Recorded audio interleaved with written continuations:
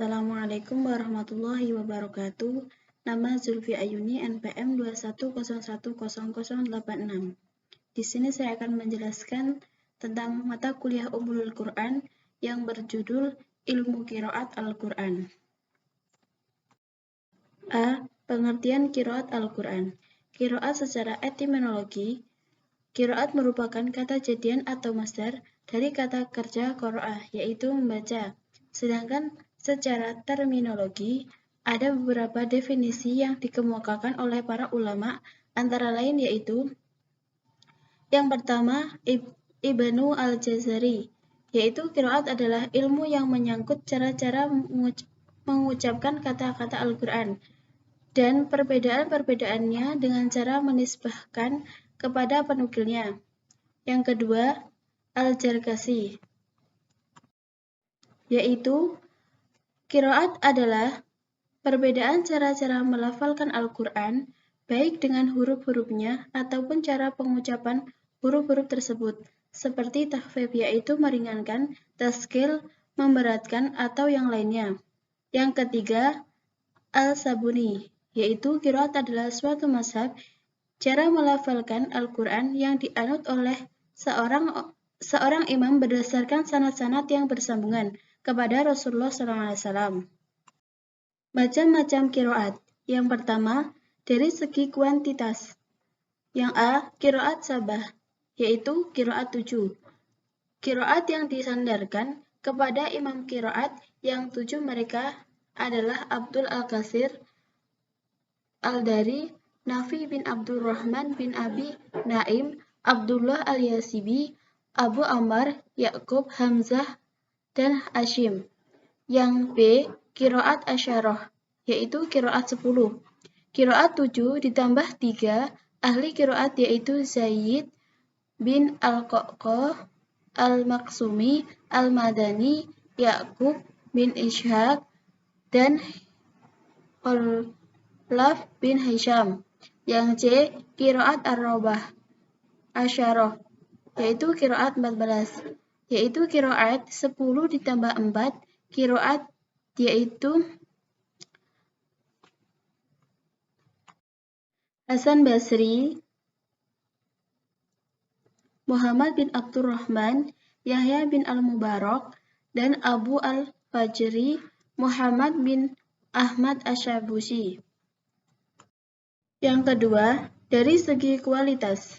A. Qiraat mutawatir, yaitu qiraat yang disampaikan oleh sekelompok orang mulia dari awal sampai akhir sanad, tidak mungkin sepakat untuk jurnal Al-Asas.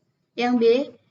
Qiraat masyhur, yaitu qiraat yang memiliki sanad yang sahih, tetapi tidak sampai pada kualitas mutawatir, hanya sesuai dengan keadaan bahasa Arab dan tulisan mushaf Utsmani. C. Qiraat ahad, yaitu qiraat yang memiliki sanad sahih tetapi menyalahi tulisan mushaf Utsmani dan kaidah bahasa Arab. D. Qiraat zat, yaitu qiraat yang sanadnya tidak sahih. E. Qiraat yang menyerupai hadis muraj, yaitu sisipan, adanya sisipan pada bacaan dengan tujuan penafsiran. B. Al-Qiraat Al-Quran dan Tajwid. Al-Qiraat secara etimologis, lafaz qiraat merupakan bentuk masdar dari kata qara'a yaqra'u qira'atan wal Qur'anan, yang berarti bacaan. Makna asalnya juga mempunyai arti mengumpulkan dan menghimpun.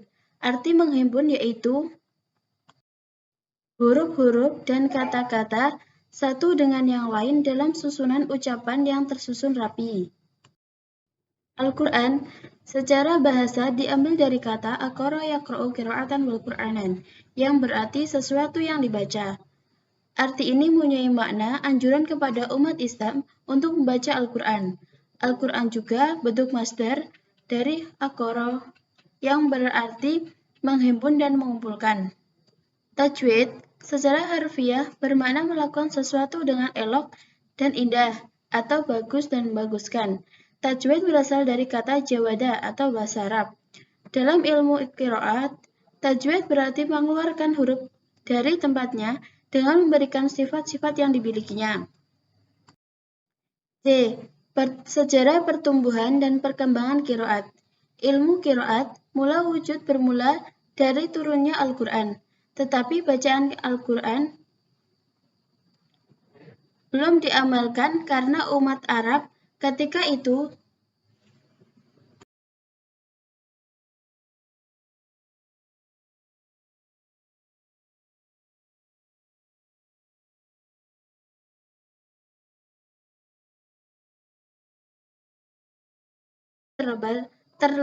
tersebar luas kepada beberapa lajah atau dialek logat Arab yang lainnya daripada lajah Quraisy.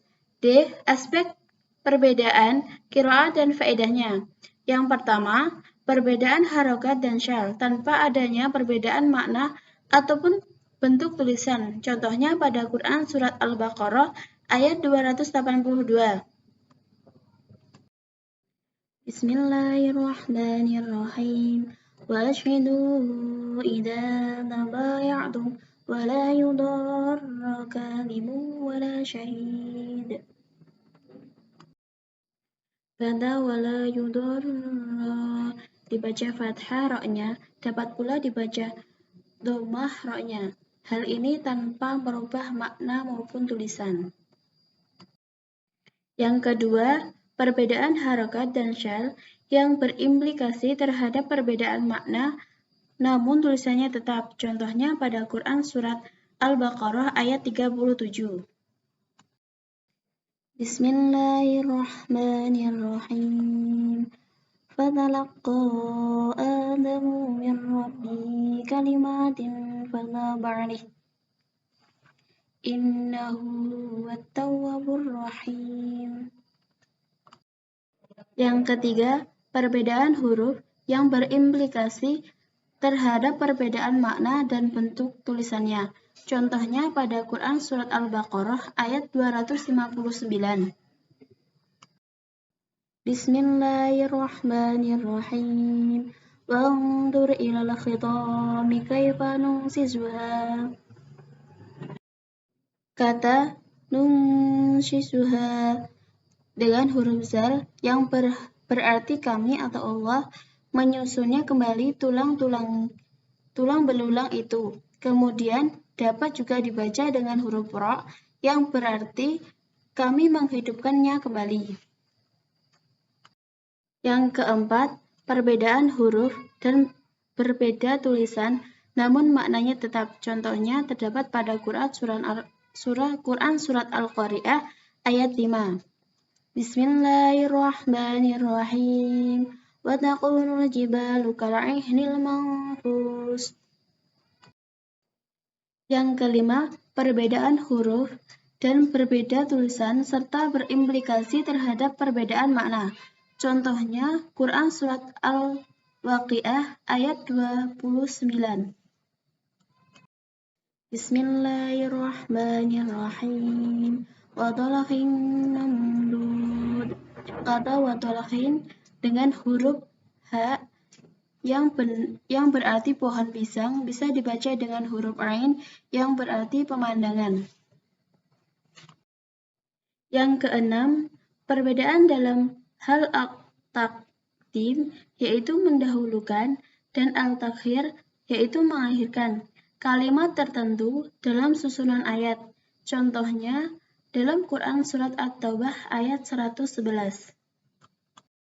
Bismillahirrahmanirrahim.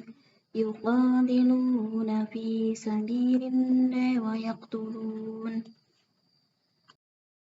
Yang ketujuh, perbedaan dalam bentuk al-ziyadah atau penambahan dan al-nuqsa atau pengurangan kalimat atau lafaz tertentu dalam susunan ayat. Contohnya pada Quran surat At-Taubah ayat 100.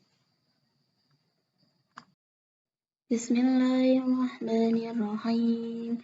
Wa'anna lahum jannatin tajri min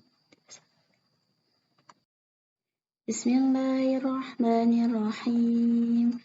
Wa'adda lahum jannatin tajri tahtahal anhar. Juga bisa dibaca وأعد لهم جنات تجري من تحتها الأنهار.